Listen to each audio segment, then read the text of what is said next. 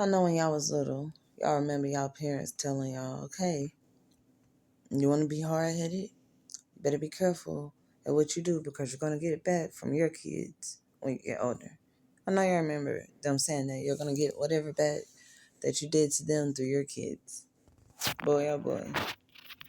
Peace and blessings, everyone. Peace and blessings to the universe. All praises go to the Most High. Ashe, ashe, ashe. So, you can be so good of a person and still be hard-headed, okay? And still be disobedient and still think that you're getting over on people and all kind of things, okay? You could be such a good-hearted person and not have discernment. You can be a good person and send yourself to hell and, and condemn yourself. Damnation on your soul type stuff, okay? You can be a good person and not get into the heaven you want to get into and not reach a higher level. And I'm going to tell you how. So, I'm going to tell you how.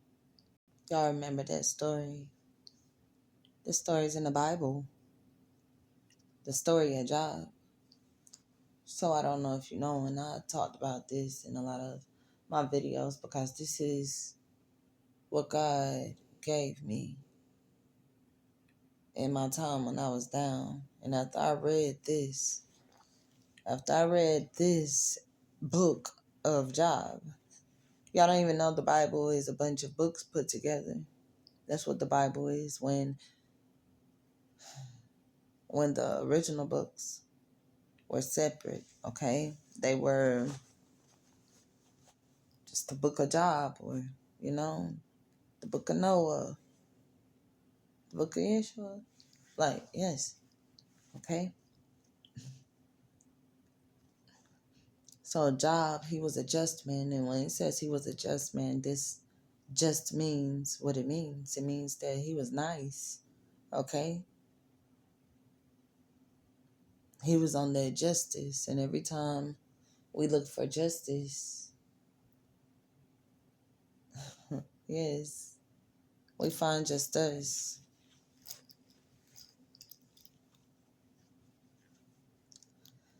And so Job got down so bad, he lost his wife, he lost his children. His wife got mad because he was praying to God. And he took our kids. I believe it was 10 or 12 of them. And the shed fell on them while they was eating one day under the shed. And it killed all his children. And Job ended up getting so sick, and he had riches. He was very wealthy before this happened. He had riches, and then he ended up in his deathbed is what I'm going to call it. His sick bed. His deathbed.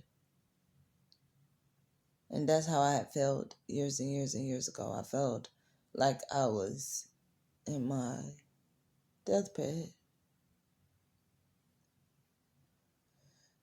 But if it had not been for the Most High who was on my side, I know where I'd be, okay?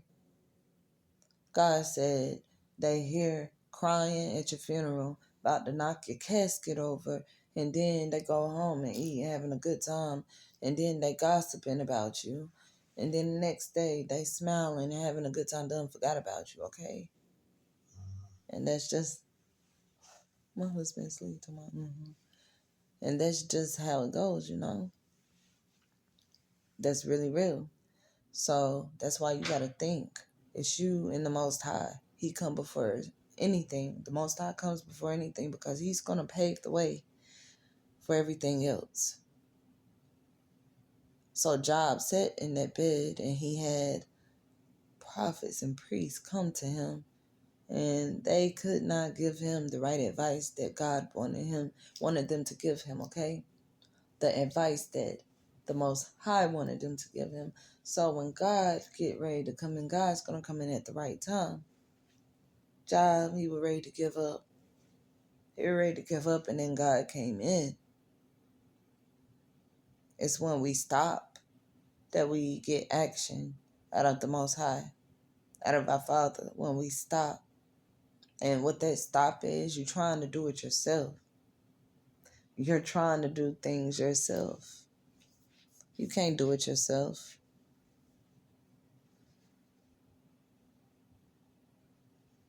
It might feel like you're doing it yourself sometimes, but the Most High put all this energy in us to do things. So God told Job, he said, how does a bird fly in the sky?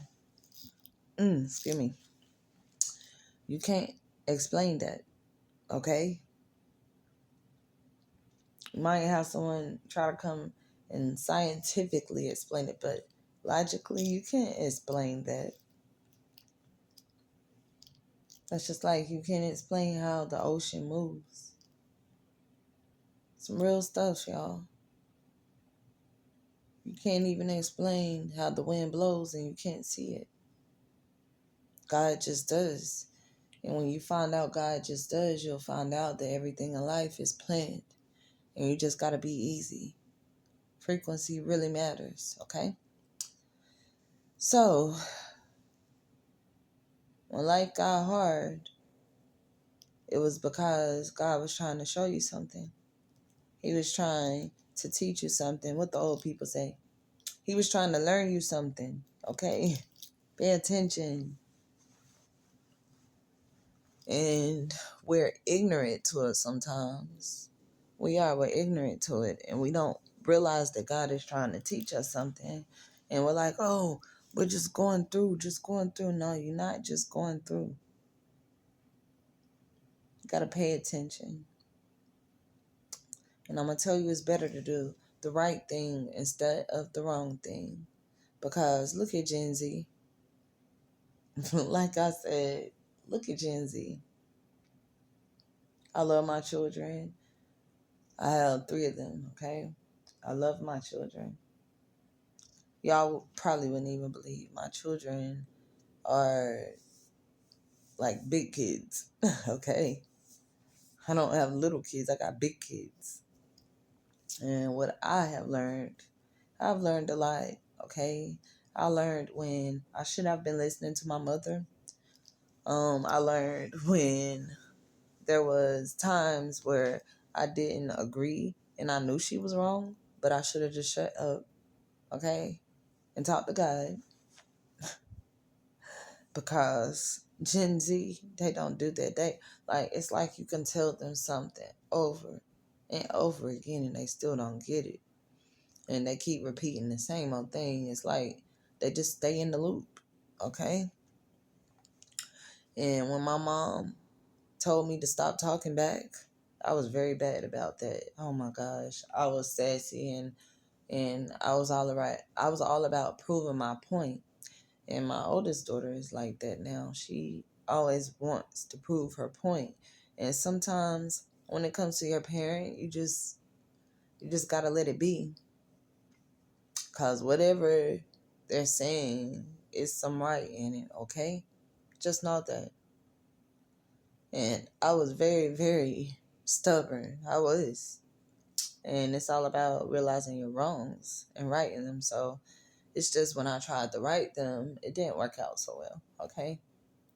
Because people don't look at everyone like one person could go do something and then another person come do it. They're not going to look at them the same way, okay? They might not look at them the same way. One person, they might pat them on the back and let them go. And the other person, they're going to, they're going to put that sentence to you. And when it comes to children, I feel like your children, they're all different, okay? So you have to treat them like they're all different. You don't treat them like they're all the same, even though they came from your tree, okay? They branched from your tree. You don't do that. That's going to lead to destruction because you're going to mess up their creativity, okay? And that's kind of what happened to me. I'm not going to say my creativity got messed up, but I went through a lot of downtime. And I believe my mom expected me to be like my older sister. And that's how I felt. And I looked up to her, okay? Because it's funny, she was a teenage mother too. And they didn't even realize that, okay? But yes, that's really real. You gotta treat your children different according to their personality, okay? Because you go messing up people's frequency. You can't change people, okay? People are gonna be who they are. I always say people do not change, time does, okay? People do not change, time does. I'm the same person I was when I was doing bad, okay? When I was living worldly is what I'm gonna say too. When I was in my old man spirit. That's what they call it. They say the old man spirit.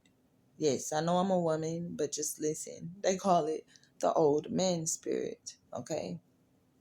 And when God talks about men, he's talking about men and women. So they call it the old man spirit. And when that right there, when I think back to the knowledge I have now versus then, how stubborn I was. But sometimes you got to realize that it's a shout out for attention too. When your children are acting a certain way, you got to be able to read your children. You got to be able to talk to them, everything. So that being said, oh my gosh, I don't know. I don't know why I didn't listen, but I listened, but to a certain extent, because a lot of things were not right. But like I said, just cause it's not right, you feel like something your parent telling you is not right, you still have to do what they say. And that's why I try to get my children to realize, because they want to, kids like to do what they want to do sometime, most of the time anyway. So when let me tell you this, when I got pregnant as a teenager, I got pregnant at 16, okay? I cried, okay? I cried. I was terrified to tell my mother. I even tried that like I didn't know how to read the pregnancy test, because um I read the instructions on the back of the box, but even after the pregnancy test said what it said, I was scared to look at it and just gave it her. I'm like, I don't know how to read it. She tells her family, oh, she don't even know how to read the pregnancy test. But I was terrified, okay? But that spirit came through, and that spirit said, you're going to keep this baby, okay? Spirit kept telling me over and over, you're going to keep this baby. And I had to do right by God, even though other people didn't want me to keep that baby. So God said it in my mom's heart. And my mom said, okay, you need to have this baby.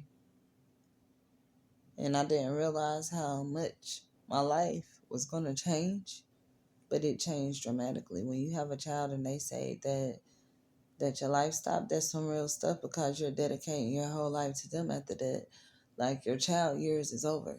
It's all over. So when I was 16 getting pregnant, I don't know what kind of leap year, what kind of wave came through, but let me tell y'all something. I was not the only one. It was like almost every girl in my grade level, every girl above my grade level, below. It was crazy. It was like a bad wave came through. And they actually had to come and start talking about teen pregnancy, because it was bad. I don't know what was happening in that town, okay? But it was a lot of pregnancies. So teen pregnancy didn't get taken serious enough, okay? But these children that we had in that era, who knew they would be Gen Z, okay? And Gen Z, They go off their own rhythm, okay? They beat their own drum. They they're different. I know y'all remember when your parent told you something, you had that fear in you that you were gonna get your butt whooped, or if you didn't listen, like you're gonna be on punishment or something. They don't have that fear no more, okay? They don't have that fear. You could take their phone, you can stomp your feet, whatever, and it's the same result that you're gonna get from Gen Z, okay? Mm.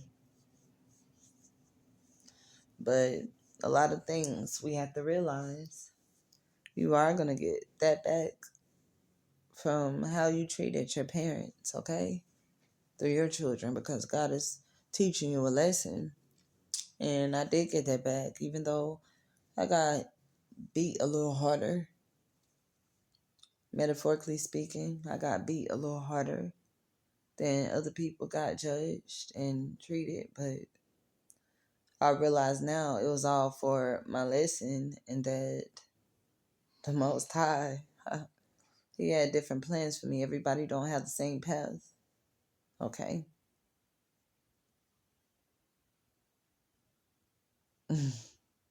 Everybody don't have the same path. I remember being little and I was at daycare, and I just picked this stick up and I was walking around the playground, and I was like singing some kind of song. I don't know, some little song we used to sing. And I was, stomping and marching with my stick, this big old stick. And I turned around, whole daycare behind me. And of course, the teachers had to break it up because they're like, hold up now. They like, what y'all doing? Y'all can't be starting a riot, little kids.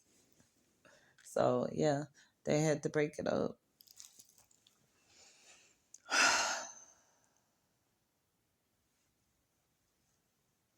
So, I found a lot of things in my life. They were causing me trauma, okay? And when you're a teenage mother, you don't process things. It might be a little harder on you emotionally when versus you being older, okay? And I had to really step up.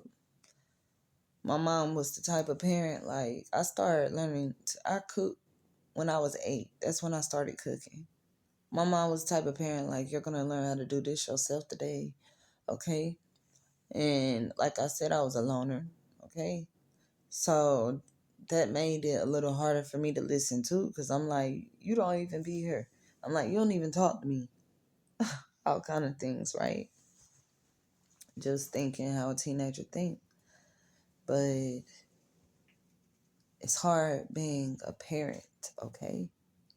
And that's the things that our children don't realize. So have patience with them, okay? I be telling my daughter, I'm like, you just don't know. Your grandmother would have kicked me out of her house. A lot of things these kids do, they just don't know. It would have went different if it were back in the day. So, yeah, have patience with them. We're supposed to give them guidance. We're supposed to teach them. And it gets so frustrating and overwhelming sometimes, okay? And that's kind of what woke me out my sleep this early morning, because I can't say night. It's 2:08 a.m. And it woke me up because I always have children to tend to, okay? Me and my husband always have to tend to our children. When you have kids, your life become their life, okay? And as long as they're living and you're living, they're gonna run to you, okay? I don't care. They're gonna run to you, come to you. So we try our best to be parents, right? But when you look back, You're like, okay, this is why this is happening to me. This is why that's happening to me. My youngest went, oh my gosh. It's like each one of my children went through something, okay, that I had did. And my youngest one, she real sassy at the mouth. Like she likes to talk back and get her point across too. You know how girls are. And rolling that little neck and then, you know. So and it's crazy. That's why I'm laughing. It's crazy because she's so little. She's so teeny. She's not a little girl. She's a big girl. And yeah, and it's funny because she's so teeny and she keep her head rolling, but I always have to correct her because God will get me if I don't correct her. And for my middle child, he is the only boy, so oh my gosh. You know how that is. He think that he's supposed to be first all the time. Like, one of their birthday is the second, and one of their birthday is the third. But they were born 2 years apart, my oldest two. And it is funny because he'll be like, it's my birthday, it's my birthday. He always think everything is about him, okay? Just because he's the only boy. And all my children are spoiled. So it's like as soon as you tell them no, they get them open. You know how kids do. But that's the joy of it all, right? But he's a good child, but he would, in the past, we had to, reconstruct his whole schooling. We had to figure out how to get him homeschooled, okay? Because regular school was not working out for him. And when you have an issue with your child, you just gotta basically figure out how to do something different that's gonna work. And sometimes you run out of options, okay? But this has worked for us, okay? Because, like me, I notice he's not a people person. He can be a people person. That's just like me. But he is an introvert. He really don't mess with people. He'll talk to people and stuff, and then he'll go back in and chill. When he was a kid, he used to go play, and then you turn around and he's sitting there by himself, okay? Yes, but I love my babies. I shame. But when you start to have children, oh yes, it's gonna teach you all over again. You're playing the parent and you're not the child no more, but you realize where you went wrong when you were the child. And being the child is actually easier than being the parent. Because all you have to do is do what your parent says, right? But that entity getting us and it get irritated, want to be, queer. It want to do what it want to do. And I feel like I was too freely probably as a child. I started going to the movies with my friends when I was 11, okay? I feel like back then, I don't know, we were big little kids. Like, Gen Z they might be big kid, might look big sometimes, but they don't have big brains about it sometimes, okay? And the world done changed. Like, you can't just go to the movies and stuff like that as kids anymore. But we used to go to the movies. We used to hit them all up, walk across and go to the movies. That was just what we did in the little town that I grew up. Okay? I grew up in a little town. I can't tell you this. I grew up in a little town below Charlotte, okay? And we used to call it Monkey Row. We used to say Monkey Row because it was crazy. It was bananas, okay? Like, people be thinking inside the box. Don't think outside the box there. Yeah. If you ain't on point, you'll get lost in the sauce in a place like that. So, anyway. Yes. So, I look back and I realize where I should have listened to my mother. And my dad, like I said, my dad, he stayed in a different home. I went to see my dad. My dad stayed 7 minutes away from us, and I used to visit him. You know, I used to go spend the night there, okay? And when I was younger, it was on a court basis. I'd see him every other weekend and every other holiday. But yeah, he wasn't far from me. But he really couldn't tell me much, okay? Because my mom was raising me. And my dad, he wouldn't have let me go to no movies, okay? I would have been mad, but he wouldn't have cared because I would have got over it. My mom, she just want to get you out your hair. With me, she just want to get me out her hair. And I started going to team parties. Me and my friend, me and my bestie, be having a good time dancing. There'd be 3 of us.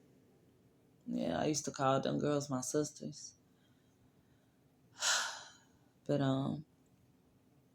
you know how you graduate and everybody just go off their own separate ways. That's kind of what happened, but it is not ever love lost.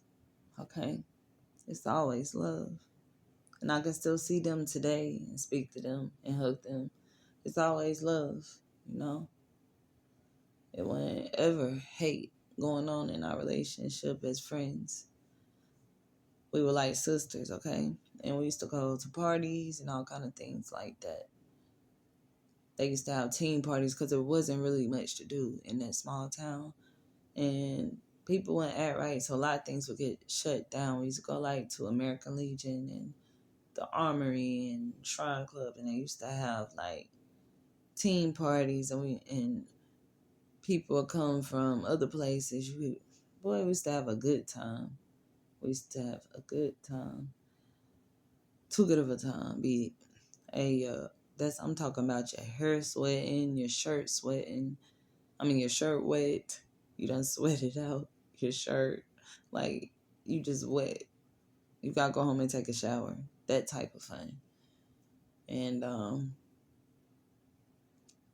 yeah, that's pretty much all I did. And like I said, when I was like 14, my mom had left her key home. Okay? And I'm out there spinning the block learning how to drive like a dummy. Okay? And I can say like a dummy because that was not a smart decision. If my children did that today, I would be like, this could have happened, that could have happened. Same way my mom was with me, okay? Because when she found out, I got my tail toe up, okay? I got humbled. I got real humbled. But Gen Z, they not like this, okay? They not like us, okay? It's like listening and understanding went out in the 90s. I don't know. Or it was because we were babies, having babies, okay? And when I go back to my hometown and I see people and their kids are the age of my kids, because I told y'all, crap. I told y'all that there was a lot of teenagers getting pregnant, okay? My class and my upper class, even some lower classmen, okay? And our children are around the same age. And when I go back home and I see a lot of their children, I'm like, this is crazy. Like, it's not just my children. This is Gen Z. There's something else. And sometimes you just gotta laugh at them, okay? But don't forget to give your children attention and have patience. And most importantly, love, okay? And love isn't just saying you love them. It's an action, okay? That's what love is.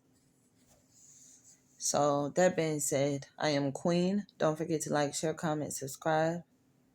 And thanks for all my support. All my supporters. Thank you, fam. One love. I love you. Ashe, ashe, ashe.